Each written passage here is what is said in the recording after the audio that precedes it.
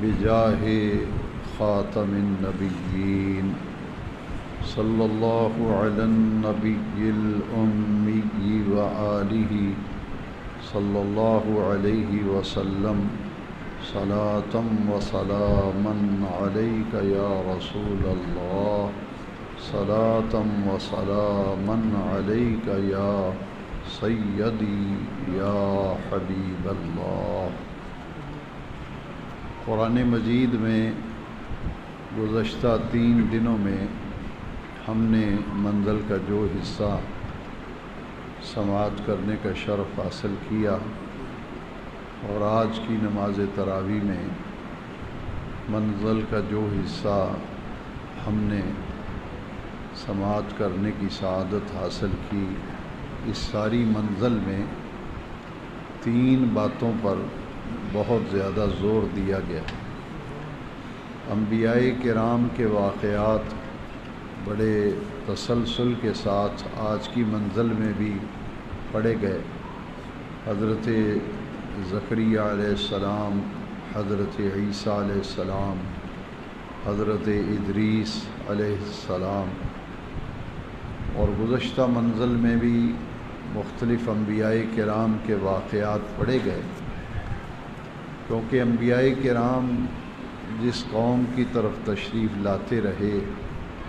ان اقوام کے اندر شرک کا ارتکاب بڑے عروج پہ تھا۔ آج کی منزل میں بھی حضرت سیدنا ابراہیم خلیل اللہ علیہ السلام، حضرت موسیٰ علیہ السلام کے واقعات، حضرت ہارون علیہ السلام کے واقعات، کیونکہ وہ پوری قوم جو ہے وہ شرک کے اندر مبتلا تھی۔ حضرت ابراہیم علیہ السلام نے تو جس ماحول میں آنکھیں کھولی، وہ پورے کا پورا معاشرہ جو ہے وہ مختلف شرک کی قسموں کے اندر مبتلا تھے، جن میں نمایاں درجہ جو ہے وہ سورج کی پوجا تھی، چاند کی پوجا تھی، ستاروں کی پوجا تھی، اور اس سے بڑھ کر یہ تھا کہ اپنے ہاتھوں سے ہی پتھر کے بت بنا کر، لکڑی کے بت بنا کر ان کی وہ پرستش اور پوجا کرتے تھے۔ لہٰذا جن اقوام میں شرک عروج پہ تھا تو انبیاء کرام 3 عقیدوں کے لمبردار بن کر تشریف لائے، اور انہوں نے ان تمام اقوام میں 3 عقیدوں پر زور دیا۔ ایک عقیدہ توحید، ایک عقیدہ رسالت اور ایک عقیدہ آخرت، کیونکہ اس معاشرے میں جن قوموں کا ذکر گزشتہ منزل میں بھی گزرا اور آج بھی، ان کے ذہنوں میں ایک بات بیٹھی ہوئی تھی کہ یہ دنیا کل ہے، اس کے بعد کوئی زندگی نہیں۔ جیسے آج کل بعض لوگ جو اپنے آپ کو مسلمان کہتے بھی ہیں، کہلواتے بھی ہیں، لیکن ان کے ذہنوں میں کسی نہ کسی درجے میں یہ خدشہ اور خلش جو ہے وہ موجود ہے، وہ آخرت پر اس درجے پہ یقین نہیں رکھتے جس درجے پہ رکھنا چاہیے۔ اسی لیے اعمال کے اندر جو ہمارے پختگی نہیں آتی، نیکی کی رغبت کم اور آخرت کی فکر کم ہوتی ہے، اس کی ایک بنیادی وجہ یہ ہے کہ عقیدہ آخرت جو ہے وہ کمزور ہوتا ہے۔ اگر یہ تصور غالب آ جائے، جیسا کہ سورہ بقرہ کے آغاز میں وَبِالْآخِرَةِ هُمْ يُوقِنُونَ کہ آخرت کے دن پر وہ یقین کامل رکھتے ہیں، تو آخرت کے دن پر جو ایمان ہے یہ بندے کو نیک اعمال کے راستے پہ چلنے میں آسانی مہیا کرتا ہے، خود بخود نیکی کی رغبت ہوتی ہے، کیونکہ ان کے ذہنوں کے اندر یہ تصور راسخ ہوتا ہے کہ قیامت کا آنا برحق ہے، اور جب قیامت آئے گی تو ہمیں اپنے اپنے اعمال کا اللہ کریم کی بارگاہ میں جواب دہ ہونا پڑے گا، اور سب سے پہلے جس عمل کا حساب ہوگا وہ نماز کا عمل ہے۔ تو یہ جواب دہی کا تصور اور محاسبے کا جو تصور اسلام نے دیا ہے، یہ 1.25 لاکھ انبیاء کرام میں سے اکثر انبیاء کرام نے اپنی اقوام میں 3 عقیدوں پر تبلیغ پر زور دیا۔ ایک عقیدہ توحید، ایک عقیدہ رسالت اور ایک عقیدہ آخرت۔ یہ تینوں عقائد جو ہیں ان پر منزل کا کافی حصہ جو ہے پہلے بھی ہم نے سنا اور آج بھی سنا۔ فرعون نے چونکہ خدائی کا دعویٰ کیا تھا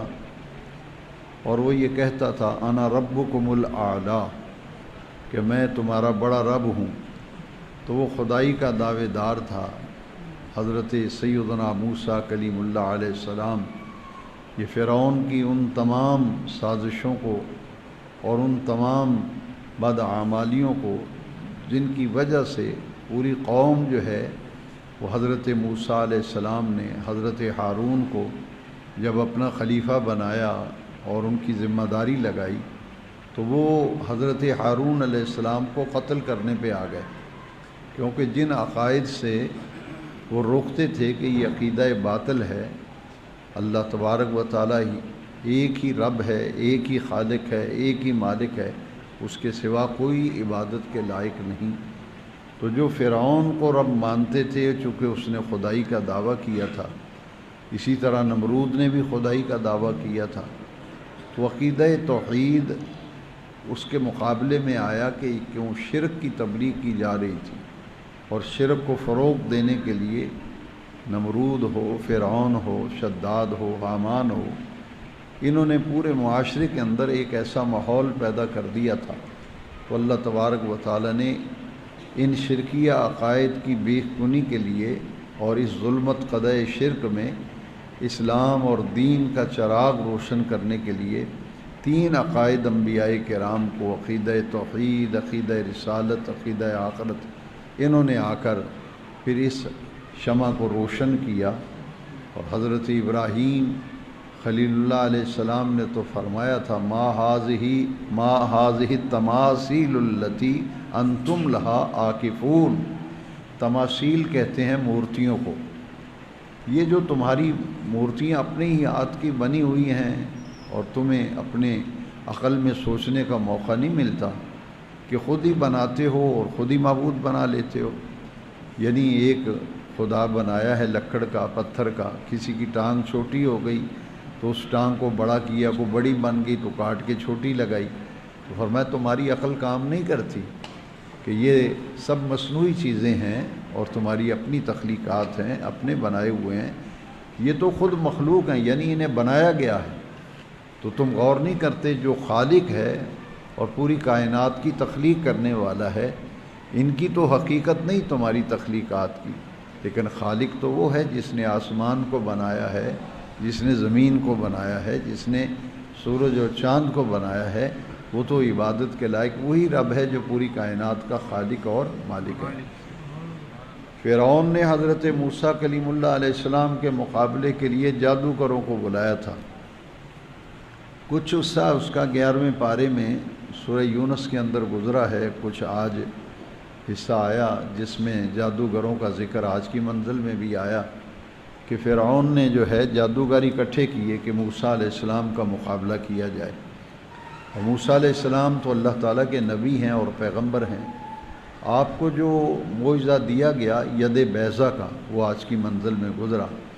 یہ معجزات جو حسن یوسف دم عیسیٰ ید بیضا داری آنچ خوباں ہمہ دارن تو تنہا داری، حضرت یوسف علیہ السلام کو حسن عطا کیا گیا، حضرت موسیٰ علیہ السلام کو ید بیضا عطا کیا گیا، اور حضرت عیسیٰ علیہ السلام پھونک مارتے تھے تو مردے زندہ ہو جاتے تھے، نابینا جو ہے وہ بینا ہو جاتے تھے، اور کوڑ کی بیماری والے شفا یاب ہوتا ہے۔ یہ انبیاء کو جو جدا جدا معجزات دیے گئے کہ حضرت عیسیٰ علیہ السلام کا معجزہ دم عیسیٰ، آپ دم فرماتے تھے، اور ید بیضا حضرت موسیٰ علیہ السلام یوں بغل میں ہاتھ ڈالتے تھے اور جب اپنے ہاتھ کو نکالتے تھے تو وہ چمکنے لگتا تھا، یہ ہے ید بیضا کا معجزہ جو حضرت موسیٰ علیہ السلام کو دیا گیا۔ دم عیسیٰ حضرت عیسیٰ علیہ السلام کا معجزہ ہے، اور حسن یوسف یہ حضرت یوسف علیہ السلام کا معجزہ ہے کہ پچھلے درس میں آپ سن چکے ہیں کہ زنان مصر نے اپنی انگلیوں کو زخمی کر لیا تھا، تو یہ جتنے بھی اوصاف و کمالات جدا جدا انبیاء کو دیے گئے، اللہ تبارک و تعالی نے سارے کمالات حضور کی ذات میں جمع کر دیے، اس نے یوسف دم عیسیٰ ید بیضا داری آنچ خوباں ہما دارن تو تنہا داری، وہ خوبیاں جو جدا جدا سارے انبیاء کو عطا کی گئی تھیں، وہ سارے کمالات، وہ تصرفات، وہ اختیارات، وہ خوبیاں، وہ محامد و محاسن رب العزت جل مجد الکریم نے ذات پاک مصطفیٰ میں ان سب کو جمع کر دیا۔ تو حضرت موسیٰ کلیم اللہ علیہ السلام کے مقابلے میں جادوگر آئے تو انہوں نے کہا کہ آپ پہلے اپنا عمل کریں گے یا ہم عمل کریں؟ تو آپ نے فرمایا کہ تم اپنا عمل پہلے چلاؤ جو تمہارے پاس ہے۔ انہوں نے جادو جب چلایا تو 11ویں پارے میں سورہ یونس کے اندر یہ آیت گزری تھی، فلما القوا، جب انہوں نے اپنا جادو چلایا جادوگروں نے، قال موسیٰ، حضرت موسیٰ علیہ السلام نے فرمایا، ما جئتم بہ السحر، یہ جو کچھ تم جادو لے کے آئے ہو، ان اللہ سیبطلہ، میرا پروردگار اس جادو کو ضائع فرما دے گا۔ جب انہوں نے جادو چلایا تو کیا کیا، چھوٹی چھوٹی رسیاں اور بڑی رسیاں تھیلے میں سے نکال کر، پورا ایک میدان تھا اس میں رسیوں کو بکھیر دیا، اور لوگ تماشائی سائیڈوں پہ کھڑے ہو کے دیکھتے تھے کہ تماشا لگا ہے، ادھر جادوگر ہیں، سامنے حضرت موسیٰ علیہ السلام ہیں۔ ان رسیوں اور رسوں پہ جب جادو چلایا گیا، کچھ چھوٹے سپنگلے بن گئے، کچھ بڑے سانپ بن گئے، کوئی اژدہا بن گئے، تو دیکھتے ہی دیکھتے وہ رسیاں جو ہیں وہ سانپوں میں بدل گئیں، اور اژدہا بن گئے، سانپ بن گئے، سپنگلے بن گئے۔ اب لوگ دیکھ کر حیران ہیں کہ جادوگروں نے اپنا عمل چلایا ہے تو پورا میدان ہی سانپ سپنگلوں سے بھر گیا ہے۔ تو دیکھیے حضرت موسیٰ کلیم اللہ علیہ السلام کو جو اللہ نے عصائے موسوی عطا کیا تھا، جی آج کی منزل میں گزرا کہ ماتل کا بھی یمین کا یا موسیٰ، کہ موسیٰ آپ کے ہاتھ میں یہ کیا ہے؟ تو آپ نے عرض کی باری تعالیٰ یہ تو عصا ہے، میرا عصا ہے، میری لاٹھی ہے، اس سے میں بکریوں کے لیے پتے بھی جھاڑتا ہوں، واتوقع الیہ، میں اس پر ٹیک لگا کے بھی کھڑا ہوتا ہوں، تو اس سے میں یہ کام لیتا ہوں۔ اب یہ سوال کرنا عدم علم کی دلالت نہیں ہوتا کہ اللہ کریم نے جو پوچھا ہے حضرت موسیٰ علیہ السلام سے، ماتل کا بھی یمین کا یا موسیٰ، موسیٰ آپ کے ہاتھ میں کیا ہے؟ تو کیا اللہ تعالیٰ کو نہیں معلوم تھا کہ عصا ہے؟ یہ پوچھنا دراصل مفسرین نے فرمایا مانوس کرنے کے لیے تھا، مانوس کرنے کے لیے تھا کہ موسیٰ آپ کے ہاتھ میں کیا ہے؟ تو عرض کی یا باری تعالیٰ یہ تو ایک عصا ہے، اس سے میں بکریوں کے لیے پتے بھی جھاڑتا ہوں، اس پہ کھڑا ہونا تو ٹیک لگا کے کھڑا بھی ہو جاتا ہوں۔ تو یہ عصا جو تھا، اللہ کریم فرمایا پھر اس عصا کو اس میدان میں ذرا پھینک دیجئے۔ حضرت کلیم اللہ سیدنا موسیٰ علیہ السلام نے اپنے عصا کو جب میدان میں پھینکا تو وہ ایک بہت بڑا اژدہا بن گیا، اور جتنے سانپ سپونگلے تھے سب کو وہ اژدہا جو ہے وہ ہضم کر گیا، کھا گیا۔ میدان صاف ہو گیا، خالی ہو گیا۔ وہ تو لوگ حیران رہ گئے کہ جادوگروں نے جادو چلایا، مگر معلوم یہ ہوتا ہے کہ پیغمبر کی طاقت اتنی قوی ہے کہ دیکھتے ہی دیکھتے وہ سارے جادو کے آثار جو ہیں وہ ختم ہو گئے۔ اب یہ سورہ یونس کی یہ آیت نمبر 81 اور 82 ہے، یہ دونوں میں اس کا ذکر ہے، فلما القوا قال موسیٰ ما جئتم بہ السحر ان اللہ سیبطلہ ان اللہ لا یصلح عمل المفسدین ویحق اللہ الحق بکلماتہ ولو کرہ المجرمون۔ یہ دو آیتیں جو ہیں یہ جادو کا توڑ ہیں۔ وہ لوگ جو کہتے ہیں کہ جی جادو بڑا چلتا ہے میرے کاروبار پہ، میرے گھر پہ، اس کا توڑ نہیں ہوتا، تو بزرگوں نے فرمایا کہ چونکہ ان دو آیات مبارکہ میں جادو کے توڑ کا ذکر ہے، اور حضرت موسیٰ علیہ السلام نے فرمایا جو تم نے جادوگری کی ہے، جادو چلائے ہیں، ان اللہ سیبطلہ، میرا اللہ تبارک و تعالیٰ اس جادو کے عمل کو باطل کر دے گا۔ تو یہ دو آیتیں 10 مرتبہ پڑھنی چاہیے روزانہ، اور ان اللہ سیبطلہ کو 3 دفعہ پڑھنا چاہیے، اور ساتھ ہاتھ کا اشارہ کرنا چاہیے، ان اللہ سیبطلہ ان اللہ سیبطلہ ان اللہ سیبطلہ۔ جتنا بھی کسی بدخواہ دشمن شریر نے، حاسد نے جادو کیا ہے، اللہ کے فضل سے اور اللہ کے کرم سے وہ جادو جو ہے وہ ختم ہو جائے گا۔ کیونکہ اس آیت کے جو ترجمہ ہے ان اللہ سیبطلہ، میرا پروردگار میرا اللہ جو ہے اس جادو کو باطل فرما دے گا۔ حضرت عیسیٰ علیہ السلام کا جو میلاد ہے وہ آج کی منزل میں گزرا کہ حضرت عیسیٰ علیہ السلام کو اللہ تبارک و تعالیٰ نے اپنی ایک ایسی قدرت کا مظہر بنایا کہ میں بغیر باپ کے بھی اولاد دینے پہ قادر ہوں۔ اس کے لیے جو اللہ کریم نے انتخاب فرمایا اس پاک باز اور راست باز خاتون کا، پاک دامن خاتون کا، جن کا نام قرآن مجید میں مریم بیان کیا گیا اور ان کے نام پہ پورا سورہ بھی ہے، سورہ مریم۔ اللہ تبارک و تعالیٰ نے اس قدرت کے اظہار کے لیے انتخاب کیا تھا حضرت مریم کا، اور جبریل امین ان کے حجرے میں آئے تھے اور انہوں نے آ کر کے حضرت مریم سلام اللہ علیہا آپ پر جو دم کیا تھا اس سے آپ حاملہ ہو گئی، اور جب آپ حاملہ ہو گئیں تو حمل کا بوجھ محسوس کیا تو آپ نے پھر حضرت جبریل کو جب حجرے میں دیکھا تھا تو ایک دم سے آپ گھبرا گئیں کہ میرے کمرے میں اس جوان کا آنا کیسے ہے۔ تو انہوں نے پھر اپنا تعارف کرایا حضرت جبریل امین نے،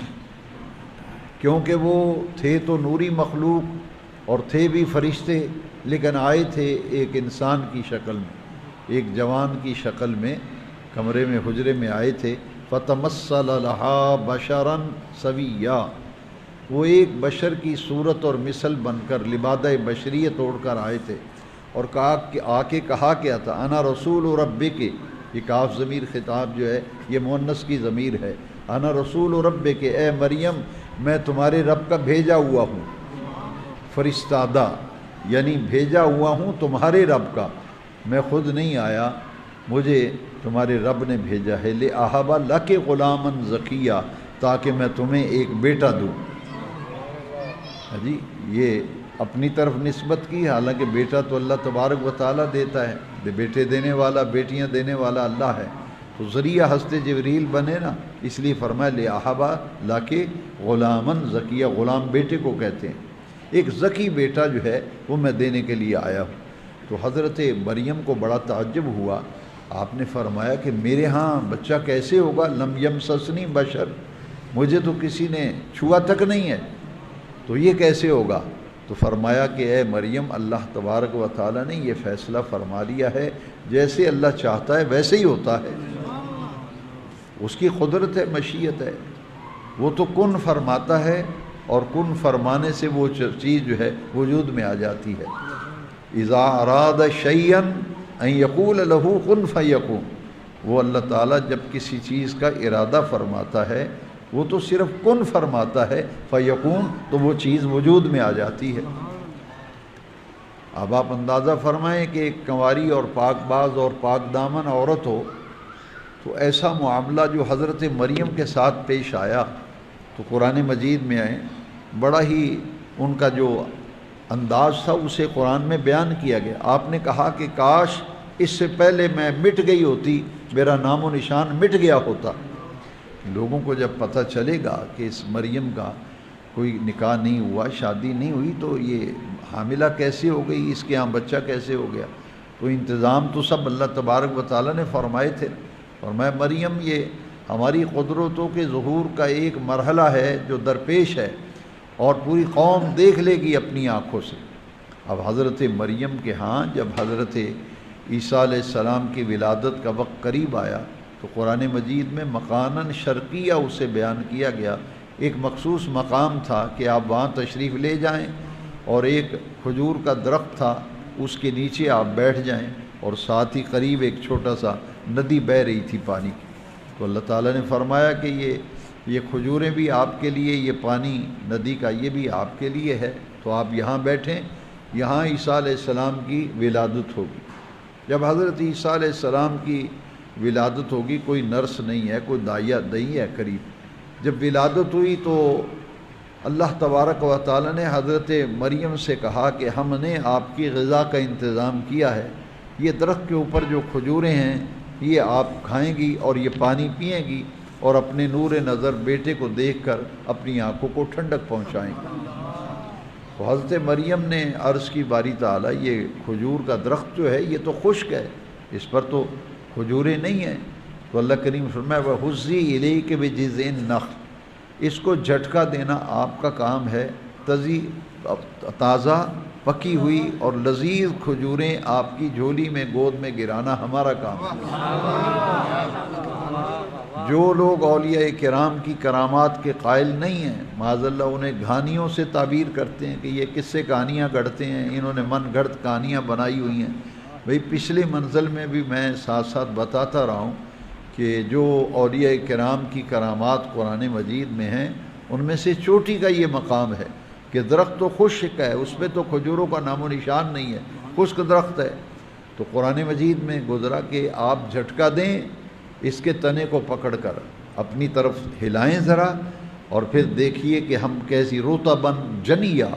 تازہ اور لذیذ پکی ہوئی کھجوریں جو ہیں وہ آپ کے پاس ہوں گی۔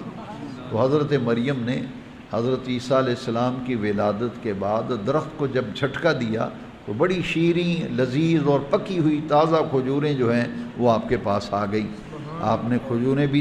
تناول فرمائیں اور فرمایا یہ جو پانی بہہ رہا ہے ندی میں صاف اور شفاف پانی، یہ پانی بھی پی لیجیے۔ اور بچے کی پیدائش کے وقت عورت کو کسی ایسی غذا کی ضرورت ہوتی ہے جو مقوی ہو، اسی لیے آپ دیکھتے ہیں کہ بچے کی ولادت پر خواتین کو مختلف چیزیں بنا کے دی جاتی ہیں۔ تو میڈیکلی اور طبی طور پر مفسرین کرام نے اس پر بڑی اچھی گفتگو کی ہے کہ بچے کی پیدائش کے وقت عورت کے لیے کھجور سے بہتر کوئی ٹانک نہیں ہے، اس میں مکمل غذائیت ہے۔ تو اللہ کریم نے اس کا بھی انتظام کر دیا، پانی بھی اللہ کریم نے مہیا فرما دیا۔ اب اگلا مرحلہ بڑا نازک تھا، جب عیسیٰ علیہ السلام کو لے کر آپ اپنی قوم کی طرف آئیں تو برادری تو سر جوڑ کے بیٹھ گئی، معاشرے کے سرکردہ افراد بھی اکٹھے ہو گئے۔ تو انہوں نے حضرت مریم سے کہا کہ اے مریم، تمہارا باپ بھی ایسا نہیں تھا اور تمہاری ماں بھی ایسی نہیں تھی، تو یہ کیا تم نے جو ظلم کیا ہے جرم، یہ بچہ کس کا ہے، کہاں سے لائی ہے بچہ؟ تو انتظام سارا خدائی انتظام تھا نا۔ تو اللہ کریم نے فرمایا کہ آپ پریشان نہ ہوں، لوگ اپنی آنکھوں سے دیکھ لیں گے میری قدرتوں کا جو مظاہرہ ہے۔ تو ایک جو خاندان کا فرد تھا اس نے حضرت مریم کو تھپڑ مارنے کی کوشش کی کہ سچ سچ بتاؤ یہ بچہ کہاں سے لائی ہو، کس کا بچہ ہے۔ تو اس کا ہاتھ جو ہے وہ مفلوج ہو گیا، وہ اپنا تھپڑ نہ مار سکا اور اس کا ہاتھ جو ہے وہ شل ہو گیا۔ پہلی تو یہ قدرت الہی کا ظہور ہوا، تو وہی لوگ کہنے لگے کہ یہ کوئی انہونا واقعہ ہے، لہٰذا اس میں کوئی نہ کوئی راز نظر آتا ہے، دیکھو کہ اس نے یہ ناپاک ارادہ کیا تھا تھپڑ مارنے کا، تو یہ ہاتھ اس کا شل ہو گیا ہے۔ اب اگلی یہ تھی منزل بڑی مشکل تھی کہ اے مریم یہ بچہ کس کا ہے؟ تو اللہ کریم نے فرمایا کہ اے مریم اگر یہ پوچھیں کس کا بچہ ہے، کہاں سے لائی ہے، تو یہ کہنا مجھ سے نہ پوچھو، اس بچے سے پوچھو۔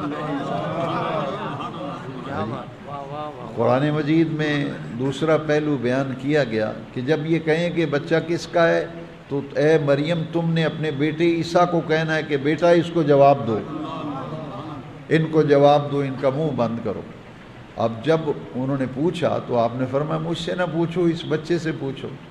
تو وہ حیران ہوئے، انہوں نے کہا کہ ایک تم نے جرم کیا ہے اور دوسرا تم ہم سے مذاق کرتی ہو، بچہ بھی کبھی بولا ہے پیدائش کے وقت؟ آپ نے فرمایا پوچھ کے دیکھو بولتا ہے یا نہیں بولتا، پوچھ کے دیکھو تو صحیح کہ یہ بچہ بولتا ہے یا نہیں بولتا۔ تو حضرت مریم نے کیا کہا، فَأَشَارَتْ إِلَيْهِ، یہ جو ہا ضمیر ہے یہ مذکر کی ہے، اشارت مؤنث کا صیغہ ہے۔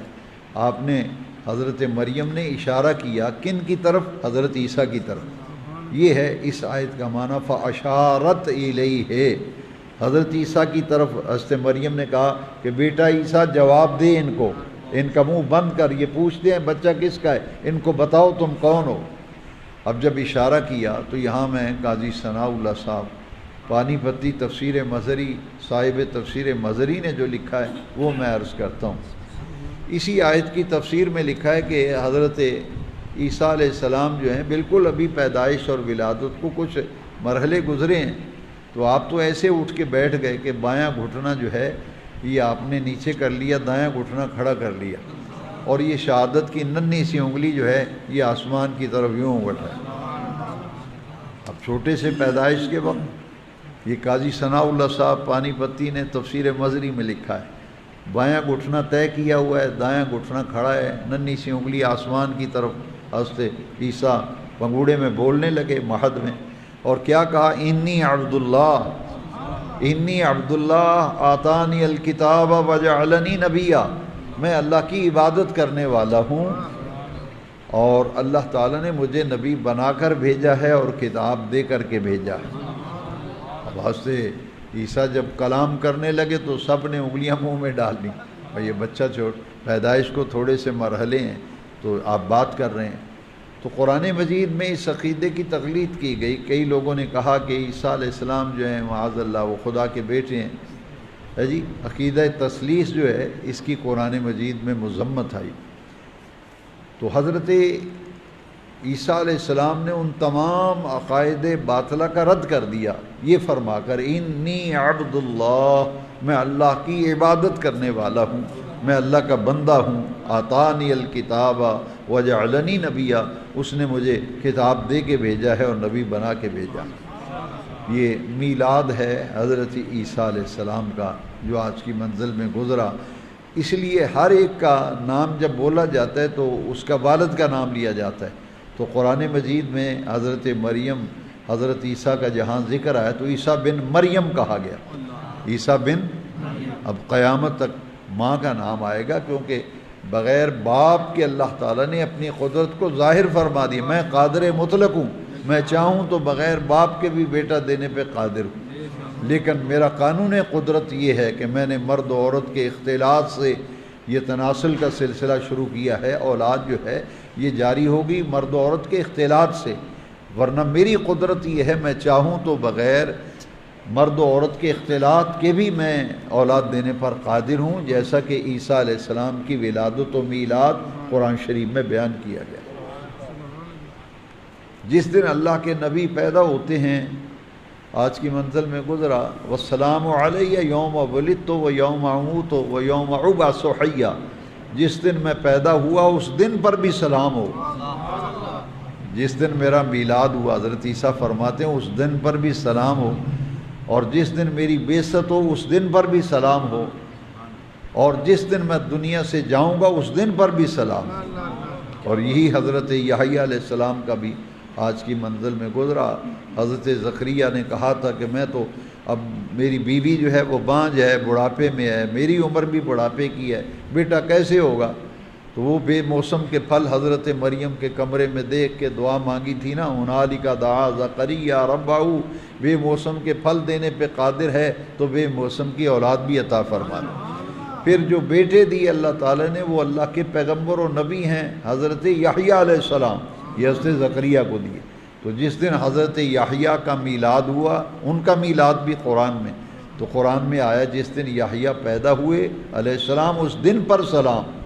تو معلوم یہ ہوا کہ وہ دن بڑا برکت والا ہوتا ہے جس دن انبیاء کرام کی ولادت ہوتی ہے، پیدائش ہوتی ہے۔ تو قرآن مجید تو بھائی ایک سمندر ہے، اس کے مضامین کو کما حق ہوں تو بیان نہیں کیا جا سکتا۔ یہ ہم بیان کرتے ہیں کہ چلو کوئی کچھ نہ کچھ حصہ تو ہم منزل کا سمجھ لیں، کچھ اچھی اچھی باتیں ہمارے ذہن میں بیٹھ جائیں۔ اللہ تعالیٰ قرآن مجید کو ہمارے دل کی بہار بنائے۔ صبح کے درس میں تفصیل سے بات کر چکا ہوں، ابھی وہ آیت کریمہ گزری ہے، من اعرض عن ذکری فإن له معیشۃ ضنکا ونحشرہ یوم القیامۃ اعمیٰ۔ اللہ کے ذکر سے جو منہ موڑتا ہے اس کی رزق کی برکتیں ختم ہو جاتی ہیں اور قیامت کے دن اسے نابینا کر کے اٹھایا جائے گا۔ تو اللہ تعالیٰ کا ذکر بہت بڑی قوت ہے۔ اقم الصلاۃ لذکری، میری یاد اور میرے ذکر کے لیے نماز قائم کرو۔ دو چیزیں آج کی منزل میں وہ تکرار کے ساتھ آئی ہیں کہ نماز اور زکوٰۃ اتنی اہم عبادت ہے کہ ہر نبی کو کہا گیا وَأْمُرْ أَهْلَكَ بِالصَّلَاةِ وَالزَّكَاةِ، کہ اپنے بیوی بچوں کو زکوٰۃ کا بھی حکم دو اور نماز کا بھی۔ آج کی منزل میں بھی گزرا کہ انبیاء کرام سے کہا گیا ہے کہ اپنی اولاد اور اہل و عیال کو دو چیزوں کی تلقین کرو، ایک نماز کی اور ایک زکوٰۃ کی۔ تو معلوم یہ ہوا کہ نماز ایک ایسا عمل ہے جس کی بار بار قرآن مجید میں تاکید آ رہی ہے، منزل میں جگہ جگہ نماز کا ذکر ساتھ ساتھ آ رہا ہے۔ اللہ تبارک و تعالی ہمیں دین کی رغبت و محبت اور قرآن مجید کے مضامین جو ہم سنتے ہیں، اللہ ہمارے لیے اس کا سمجھنا آسان فرما دے۔ السلام